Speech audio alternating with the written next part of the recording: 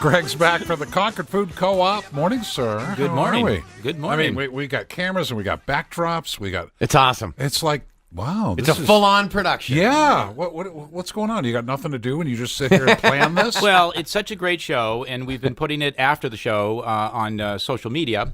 But wanted to take it to distribution one more step, and it's now airing on Concord TV. So we just submitted it. The first show was last week, and so it's on Concord TV, and should be on NH1 as well. Hopefully, we'll work that out with you folks. And, that's awesome. Then people can actually we'll post them on YouTube, and then you can just Google it by subject, and it'll come up. So. It's the great content, and I'm learning a lot, and I just figured it's a great thing to do is put it out there any way we can. The reality is we are learning something every week. We learn something every single week. Well, I'm just wondering when the notice comes in the day before the show. By the way, don't wear winter white. Don't clash with the blue shirts. That was great. Wear stripes only. Thanks, Greg. Well, you can see, Maria did tie in very nicely with the logo. Yeah. So she did a She great got job. the memo. I didn't. That's great. Wow. So what are we chatting about? I know Sarah's back and Maria's back. So there's a theme here, Greg. There is, and the first of the year, a lot of people are really thinking about their health goals for the year. Sure. And so I wanted to hear from the herbalist, and the subject today is eating for longevity. And so I'm not sure. I'm anxious to hear how are the herbs going to help me, eating through longevity. I'm interested in the tie-in myself. So. We have Maria Noel Groves. Wait a minute, we'll do this one. Yeah, there we Peter go. is- Okay, Peter, for those of getting you in radio, he is playing to the camera. That's right. Well, she wasn't going to do it. I was helping her. So, Maria, why don't you start? I mean, talk a little bit about your book, but apparently this morning you even told me that you have a chapter in there just on eating for longevity. Well, it's more say that on- twice, Greg. I know, I can't even say it once. So it's actually more on herbs for longevity, although eating is definitely part of it. I'm going to let Sara talk more about the eating part of it. But yeah, my name is Maria Noel Groves. My book is Body into Balance. My second book that's coming out soon is Grow Your Own Herbal Remedies. I bought that one. Yes, you did buy Thank this you. book Yeah, the you first did. time I Thank came, you. so thank you. That's Hopefully right. you're enjoying it. And Well, so it was some for of the gas things that money we so you talk could about. get back here. I was trying to cover your costs. Oh, perfect. Thank That's you. all. Thank you. Yeah, Well, you've got to buy about $2 12 more will books definitely then. come- Yeah. She's working off a very tight margin. All right, Yeah. fine. It's a long commute, but so things that we talk about, and I know Sara will be talking about this too, are adaptogenic herbs, which are herbs that help the body adapt to stress, and those are some of our classic longevity herbs. So things that you've probably heard of, like ginseng, is one of them. I don't tend to use that one as much because of sustainability and cost reasons, but Is it expensive? It is expensive, and Is it's it really? often adulterated with What- poor quality herbs. Other Yeah, right. herbs. Yeah, Okay, right. I would Just know so they the can difference use between the good word quality and bad ginseng in it. quality. But Just so you can But say, I mean- we got the ginseng, so buy this, well, and yeah. it's actually just because anytime you have something that's rare and expensive and hard to grow, but really wanted in commerce, you're going to have adulteration. It's illegal, Right, but it yeah. still happens. So there are a lot of other herbs that I like to use that are more sustainable, that are not being illegally poached, that are what they're supposed to be. And so those are the herbs that So I tend am to I- use. But now, ginseng is better known. These samples that you have, little yeah, I vials brought in my front of- little tinctures. Yeah. Am I just taking a few drops of this? Am I putting this in food? How am I consuming So this? there are many ways to take herbs. These just happen to be a convenient thing for me to grab, so if anybody wants to taste them. Okay. But these are alcohol extracts, and you can buy other company. I don't sell them, but you can buy them. These kinds of things at Sara's shop, I think, and definitely at the Concord Food Co-op. And you just take a dropper full or two, sometimes up to a teaspoon, but oftentimes it's just maybe 30 to 40 drops or a dropper full, and you add it to a little bit of water. But today, if you want to taste it, we'll just put 1 or 2 drops on your hand and lick it off so you can get a feel for how they Oh, I get taste. it. Now, Sarah, the thing that always confuses me is Americans have managed to medicate ourselves up hugely. Okay? Doctor prescribed or self-diagnosed, whatever the case might be. Does this, and then they sit there and say, gee, this sounds like a better way. Does this conflict with the meds they're taking? It can. It can. So does it I like dilute this? I like to or- say the meds conflict with the herbs. Well, and I Nice. understand from Nice. your point of view where it's coming from. But Sure. but as somebody who doesn't take meds, I'm sitting there, but I know friends that do. Does this am I getting the real benefit out of this if I'm doing meds? Absolutely. Okay. It really depends on what you're taking for medications and what your issue is and what we dose you as for these typical herbs. Because I think that's a concern for people. If they're It doing is. this and this and this and this and this, Yeah. and then, you two come by and they're looking at the book going, this sounds great, but makes am I sense, getting yeah. out of this what I should be That's getting? why you always work with an herbalist, because the herbalists understand the contraindications Exactly. that are involved with medication and interactions with herbs. Do physicians, are they starting to learn more about this, or do they not know? They don't really know. Okay. Some of them do. Some of them Some are do. I think trained. it depends on the physician. Yeah. It depends on the physician. It depends on how they're trained. So naturopaths typically know. Yep. Medical, the MDs typically don't. I guess they're integrating their computer systems now with certain herbs. I heard, I don't which really is fine, but know. that's still going to Databases. St. still going John's to be a wort while. always before- comes up as the Yep. if you're taking St. John's Yep. wort, But hey, that's progress. it's great. You And know, the pharmacists know quite a bit too, Yeah. especially Yep, in the good New point. Hampshire area. We Yep. have a lot of folks who are getting trained through the Massachusetts College of Pharmacy, and Mm-hmm. and if nothing else, they have a good database. But a lot of the pharmacists are being trained really well in botanical medicine. I even teach down at the pharmacy school. They'll bring in and do herbal classes. no and kidding. such Well, there, they're too. they're selling supplements in pharmacies, so it only behooves the pharmacist to know what the heck is going on. Yes. You know, so if they're they won't selling be able that. to give you advice on what to take and what not to take, but they can at least tell you what interacts. All right, so Yeah. if I buy Maria's book and I read it and I self-diagnose, do I need you to tell me what to do? It's just, I'm going to get this stuff. It would be good to work with someone, because there's a lot of different. Even herbs can contraindicate each other. You could be taking one, Really? and sure, you could be taking one stimulant, and then. There's stimulants and then there's nervines that are hypnotics. You don't want to mix those two together. That's kind of silly. It's nice Red to Bull and vodka doesn't Yeah. really make Yeah, sense. right, doesn't really make right. sense. So it's nice to bounce these ideas off of somebody that can kind of look at all your systems in a holistic way, figure out your likes and dislikes, and you might be able to, take it in a way, the herbs in a way that that you can take it every day. Some people like tea, some people like extracts, some people would do better with capsules. It really depends. And see, this is why I asked, because I think some people would just say, oh, I know everything now. Well, I know, So I and, can just do I can this on my own. self-diagnose, but then that's Right. the fear, because you really don't know everything. You need to talk to somebody who knows. I- You Have need heard to the know show? your limits. Right. You do. When to go ask for help. Some people will, a lot of people will buy the book, and a lot of people will read the book. And there's others like me that are lazy and want the shortcut. It has pictures, Greg.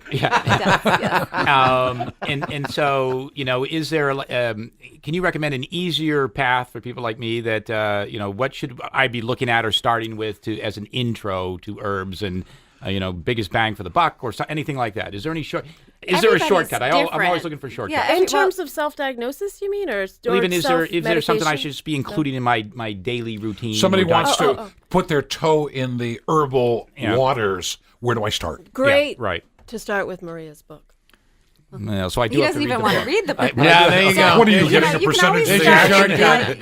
Just give it a Start little with maybe one herb that's generally pretty safe. Start with really low doses of it and gradually work your way up and listen to your body. Some people are super disconnected to how their body feels, but like holy basil tea, also called tulsi, is a great one that's usually well tolerated by most people, has a lot of different health benefits for stress, mood, focus, blood sugar balancing, but it's not appropriate for everybody. So you could try a little bit of the tea and then just kind of see how you do. It's always good to start herbs for the first time with some food in your stomach, because some Yeah. of them, like holy basil, might lower blood sugar a little bit. So if you did that on an empty stomach, you might not feel so well, but with food, it's actually beneficial.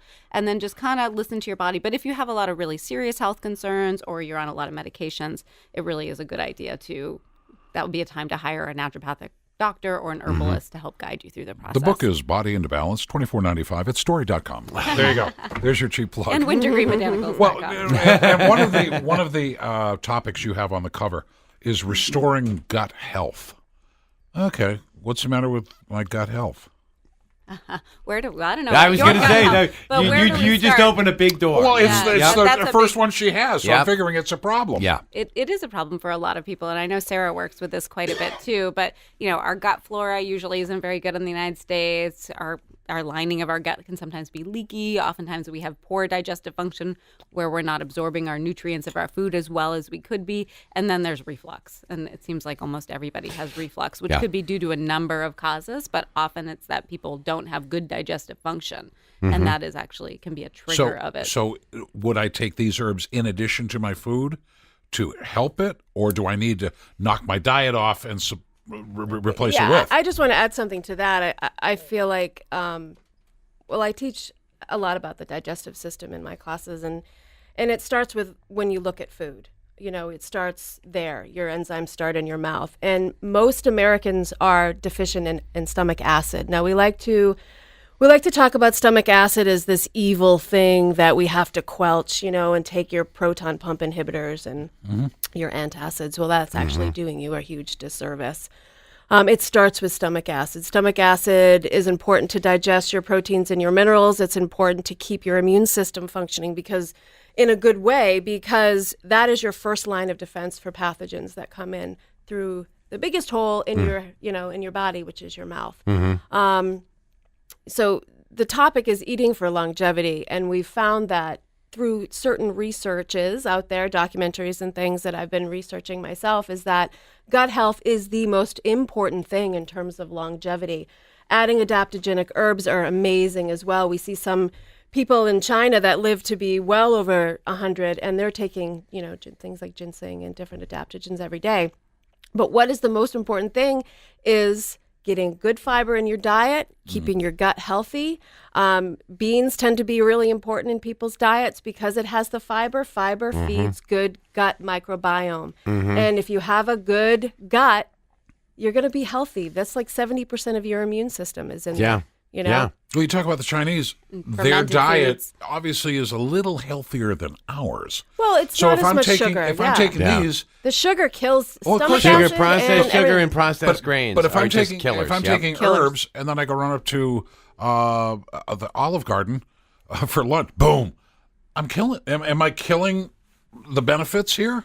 There's a balance. Killing the benefit? Is there? No, but we're not always going to have pristine diets. But I say, it's a balance. Yeah. You can have a cookie and a muffin every once in a while, but don't make that every day. Don't make it your go-to. Yeah. Keep veggies 50%, fruits and veggies 50% of your diet, and a good lean type of protein. I am a carnivore. I'm an omnivore, but I don't necessarily tout vegan or vegetarian. I think if you're getting a good protein, What's a good lean meat? For me, Yeah. I love all meat: Okay. lamb, chicken. Okay, if beef. I want to clean up my diet a little bit, what should I buy? I buy Fish local. is good. Fish is good, but you got to be careful of the mercury in fish. Right, right. There's lots of caveats, but switch it up. Don't just do one. Turkey, chicken, all of them, and do local if you can, because we know that local meats are less processed and they're feeding their animals better. Yeah. Because you are what you So eat, they will and be you are leaner. what you're eating, the animal that you're eating. That's what you are as well. Makes sense. All right.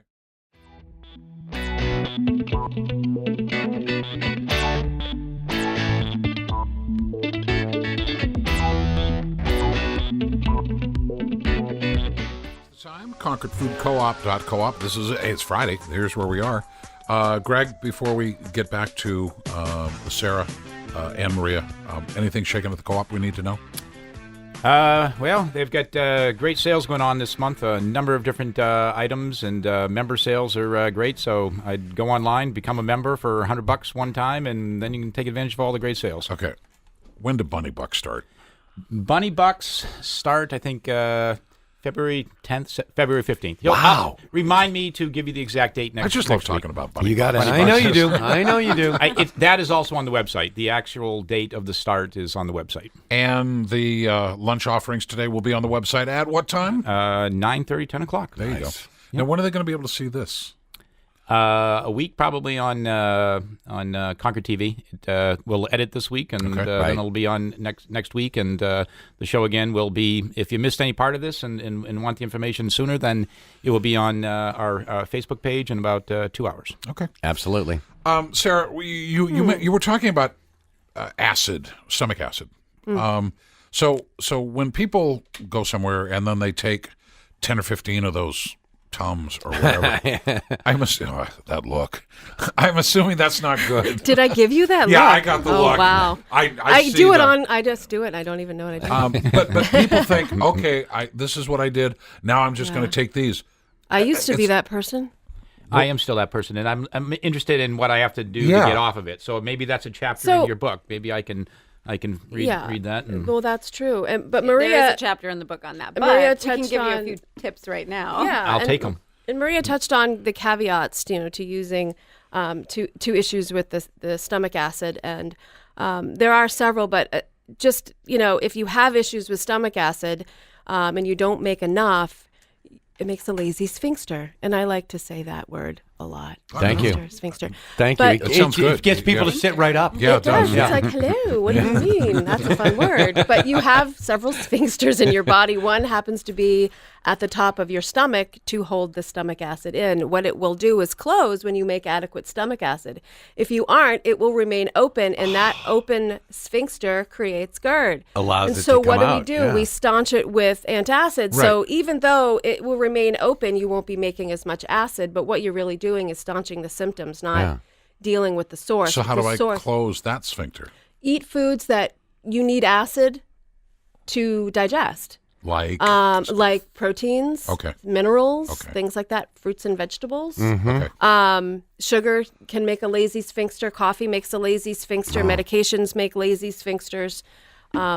Sphincter. I put it away. And using I have it. bitter Will you knock it flavors, off with the sour look? I'm flavors, tired of the look. aromatic flavors. Those Aromatic things will also help encourage your body to make more digestive acid. So you take those with your meal. So whether it's having a bitter salad with your meal, I was going to say, or I'm assuming having I'm not having like this a issue if lemon- I have a salad. Well, you could still have the Probably issue, not. but the salad, a bitter salad might be helpful. Okay. Or a little bit of vinegar or some ginger, if that agrees with you. And people will know right away whether or not that's working for them, because everybody's bodies are a little differently. Yeah. So if you have some ginger tea and you feel better, then that's a sign. That's a good that- thing if for you you, use ginger yeah. tea and your Right. reflux gets worse, then maybe that's not the best choice for you. So what I'm hearing from the two of you is if my diet is bad, this is not the salvation. This is not the solution. I got to get my act together. Then this will help. Am I okay on that? Yes, support your sphincter. Absolutely. What is with you and sphincter? You got I'm kidding. I'm keep done. working that in. I'm Okay. sorry. Yeah. Oh no. So what the deal is too is the bitters. So in my shop, I make this bitter spray. Now we're often many people know what Swedish bitters are, and many alcoholic drinks have a bitter quality to Angostura them. bitters. Correct. So a lot of these alcoholic drinks were used prior to meals, and what that does is stimulate digestion with bitter herbs that are like gentian, burdock, yellow dock, dandelion root. These will get the stomach acids going and induce that whole process, that stomach fire, just by tasting the bitter on your tongue. And you can take those cocktail Yes. bitters, and instead of making a drink with it, an alcoholic drink, you can just put a little bit of that in seltzer, and that would be a great thing to have alongside of a meal. Absolutely. To stimulate It's digestion. not just for an old-fashioned anymore. Now, well, when I was a kid, I used to find old bottles, and I can remember finding Atwood's Jaundice Bitters bottle, and it made in Massachusetts. Yeah. So is that what we're talking about? So it's Pretty been around much. for a while. It's been around for a long Okay. time, and there's a reason why these alcoholic beverages were bitter, and Yeah. that's why, because Really? they knew it would stimulate digestion. Wow. And anise, anise and sambuca. Right. That's Yep, wonderful right. for digestion. Absolutely. And a That's lot why of it was the an early- after. It even was an early after dinner soda cordial. Yeah. Started off with bitters, Yeah, but then they Moxie is added like more sugars and fun, Yeah. fun things to them over time. But things like Moxie would be a great, and even Coca-Cola has Well, Moxie, bitter tonics Moxie's in an it. acquired taste. But, Oh, yeah. but Yeah, just yeah. too much sugar. So I wouldn't recommend Yeah. those as Yeah. a Right, for right. benefit. Right, but right, yeah. that was the early history. So get back to Greg's question. Greg said, "I'm that guy." He's that guy. When he Well, I'd wanna was know- taking antacids and stuff. I'd want to know how his gallbladder is. I want to know if he has a hiatal hernia, and if I can rule out a few those two things especially, then I would want to give you bitters. Otherwise, I'd want to help you deal with the hiatal hernia, which is when I have to say the word again. Okay, say it. Sphincter comes Thank you. up through your diaphragm and remains open and kind of cockeyed, which can cause problems. Now, how can you tell that? Because if you add bitters to that and it doesn't solve the problem, it's probably that. Got it. If they feel like they can't swallow and things get stuck, it's probably a hiatal hernia.